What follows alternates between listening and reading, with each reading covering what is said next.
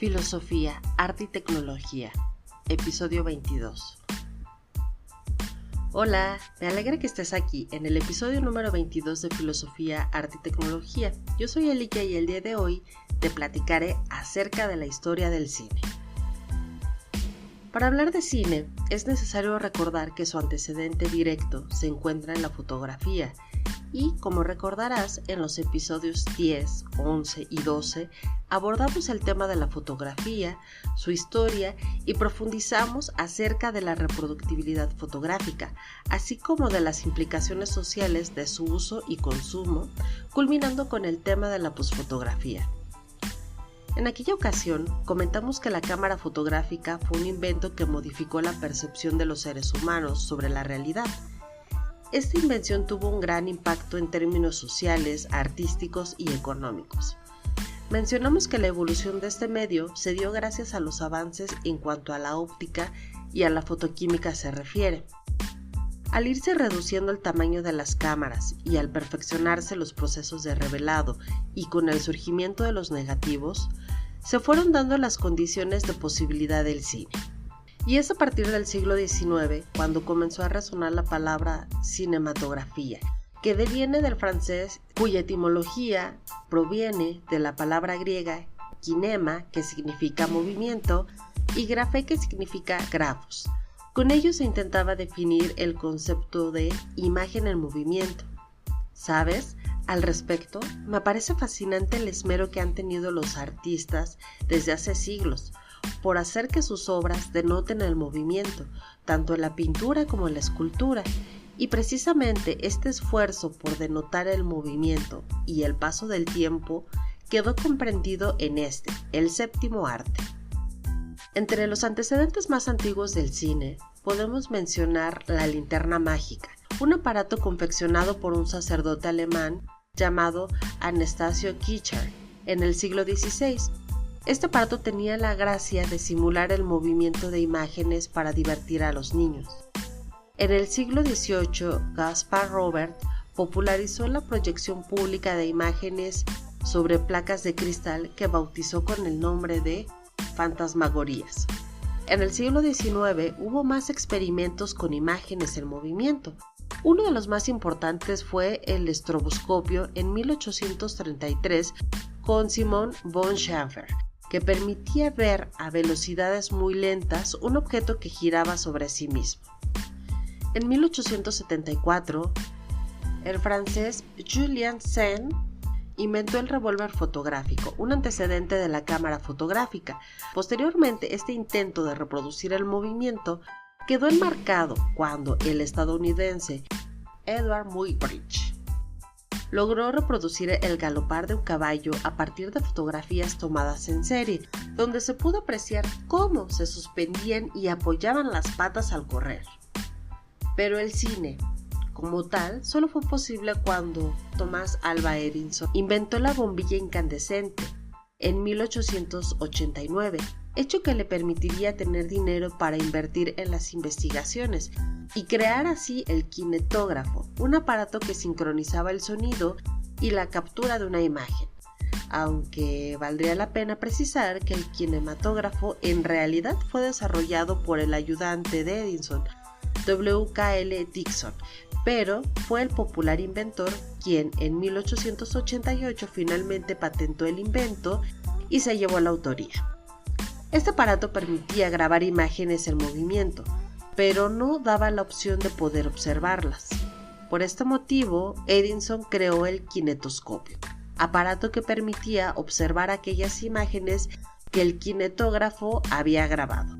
Es hasta 1893 cuando en la Exposición Universal de Chicago se presentó oficialmente el aparato y fue también cuando se creó Black Maria, el primer estudio de Edison, donde se crearon las primeras películas. El invento viajó para presentarse en 1894 en París y en Londres. Y entonces tenemos que para 1895, Auguste y Louis Lumière presentaron su aparato cinématographe. Este término ya había estado patentado anteriormente por Léon Boullée en el año de 1892 para describir una máquina de toma de imágenes en movimiento. Aún así, por falta de pago, en el año de 1894, el nombre quedó libre de nuevo y fue retomado por los hermanos Lumière. El cinematógrafo utilizaba una película perforada de 35 milímetros de ancho, aunque esa película era parecida a la del kinetoscopio de Edison. Los hermanos Lumière, conscientes de que Edison la había patentado, decidieron hacer perforaciones circulares en vez de cuadradas, una a cada lado de cada fotograma, para así evitar problemas legales. Otra diferencia entre los dos aparatos es que, por el lado que funciona como proyector, el cinematógrafo cuenta con un sistema de accionamiento de garfios muy original, basado en el mecanismo de las máquinas de coser, que inmoviliza brevemente cada imagen delante de la ventanilla de proyección y hace que la película avance intermitentemente. Posteriormente, el sistema de garfios de los hermanos Lumière se seguiría utilizando en los aparatos de toma de imágenes, pero sería abandonado en los proyectores en pro de la Cruz de Malta, la cual garantizaba un paso más suave y más longevidad a las películas. La primera proyección fílmica exhibida al público tuvo lugar en París el 28 de diciembre de 1895. La proyección mostraba la salida de unos obreros de una fábrica en Lyon. A esa primera proyección acudieron apenas 35 personas, pero la voz se corrió muy pronto por todo París, y pronto hubo multitudes deseosas de ver el nuevo invento, anunciado como el cinematógrafo Lumière. Es muy famosa una anécdota que cuenta que en una de sus primeras proyecciones había una toma frontal de un tren que llegaba a la estación. El público, temeroso que el tren los atropellara, huía de la sala. Los filmes que realizaron los hermanos Lumière eran escenas muy casuales. No poseían una gran producción. Ellos realizaron más de 500 películas en un año de no más de un minuto de duración.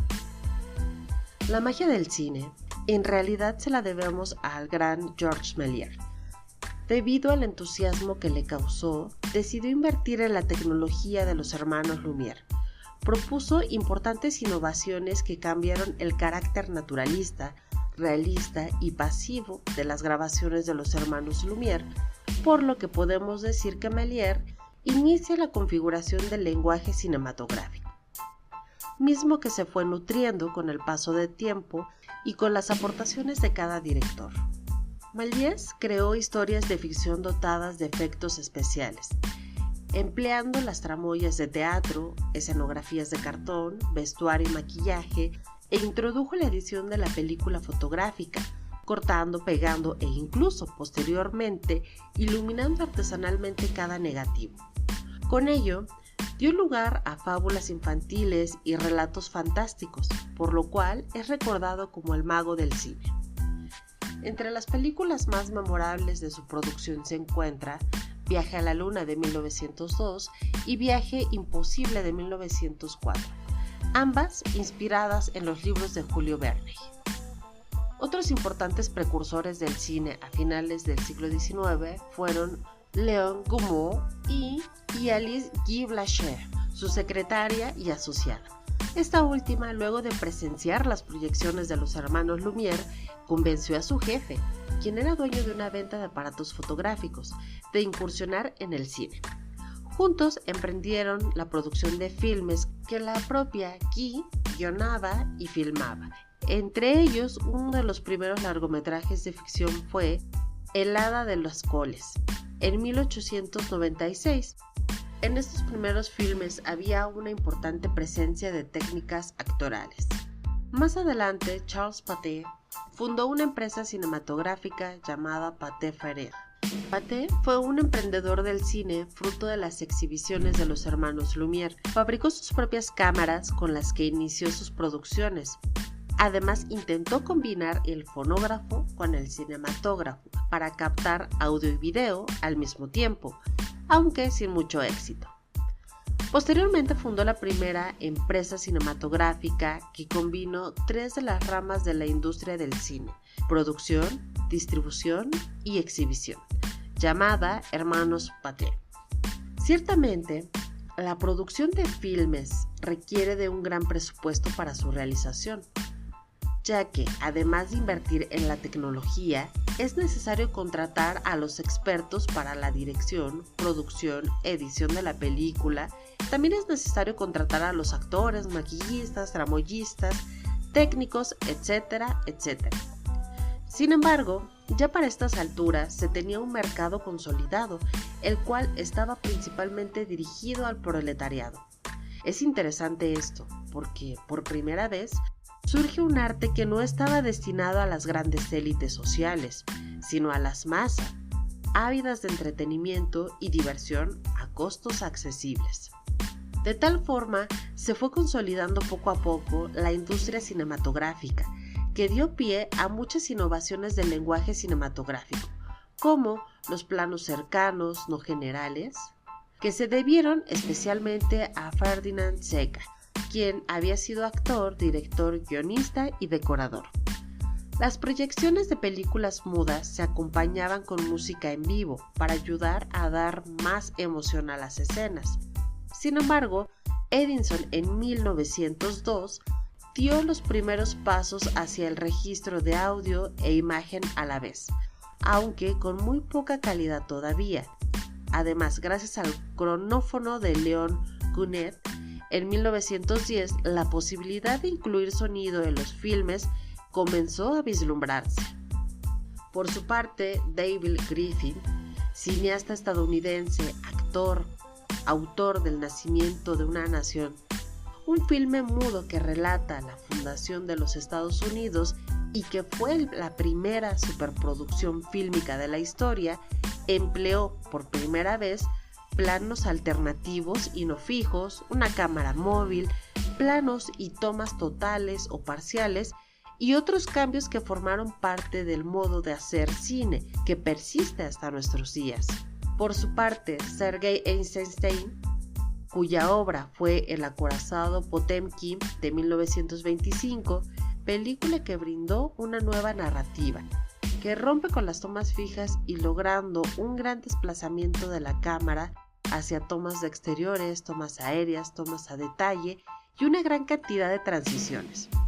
Por otro lado, es evidente que consiguió captar el espíritu de la época, en la que todo elemento es utilizado como un elemento propagandístico en favor del régimen comunista, exaltando al hombre común, sobre todo al oprimido, a las masas que deciden romper con sus cadenas. Esta película es de las más estudiadas por su técnica de montaje. Es el primer filme que usa imágenes chocantes para generar una reacción emocional en la audiencia. El cine permaneció mudo durante sus primeros 30 años de vida, y es para 1927 cuando el primer largometraje sonoro fue posible, a través de la sincronización de un disco producido al mismo tiempo que el film. Esta película sonora fue El cantor de jazz de la Warner Brothers de Estados Unidos. Como lo mencionamos anteriormente, la necesidad de dotar de mayor realismo a los filmes para crear la ilusión de realidad a través del color estuvo presente desde Méliès, quien junto con su esposa coloreaban uno a uno los fotogramas. Era una técnica muy poco eficaz, muy laboriosa y costosa. Sin embargo, ya para 1915 apareció Technicolor, una compañía que trabajó durante años en la producción de sistemas fílmicos a base de colores primarios, que permitía inicialmente insertar secuencias de color en filmes en blanco y negro. En 1932 se incorporó un tercer color a la paleta y se logró un sistema en base a los tres primarios, que daba grandes resultados, pero en 1950 la empresa Eastman Kodak perfeccionó aún más esta tecnología. El éxito en los Estados Unidos fue arrollador. Thomas Alva Edison, quien era ya un poderoso empresario nacional, intentó quedarse con la propiedad intelectual del cinematógrafo. Esto le causó enormes tensiones con los productores de cine independiente. Como consecuencia, muchos creadores emigraron a Nueva York hacia un nuevo poblado llamado Hollywood. Ahí nacieron los que aún son algunos de los grandes estudios fílmicos estadounidenses como la 20th Century Fox, Paramount Pictures, Universal, la Metro-Goldwyn-Mayer, etc. En poco tiempo lograron alzarse como la meca del cine estadounidense y dando inicio al llamado Star System de las grandes celebridades del cine. Con la llegada de las computadoras, el cine vive cambios radicales en cuanto a los procesos de edición y creación de efectos especiales. El mundo digital permitió filmar directamente en formatos digitales mucho más flexibles y de mejor rendimiento.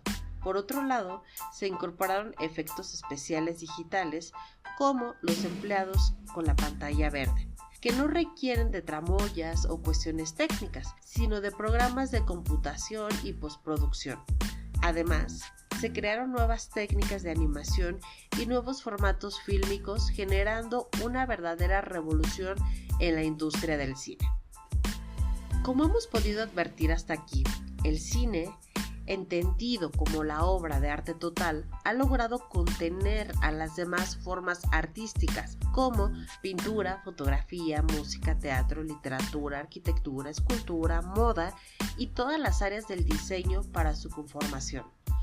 Hemos visto que también se dio lugar a la configuración de un lenguaje cinematográfico a partir de los tipos de plano, las angulaciones de las tomas, los movimientos de la cámara, los puntos de vista que se abordan para tratar la historia, así como la fotografía, encargada de pintar la luz sobre los planos, además de los sonidos y la música, fundamentales para dotar de mayor realismo y emoción a la trama. Todos estos elementos se conjugan y, como diría Walter Benjamin, la obra surge aquí solo a partir del montaje. Por hoy lo dejamos hasta aquí y te invito a que nos acompañes en los siguientes episodios, donde estaremos profundizando más acerca del cine silente y la participación de las mujeres en él. Hablaremos también acerca del género documental y de la videoexperimentación. No olvides recomendarnos y activa la campanita. ¡Chao!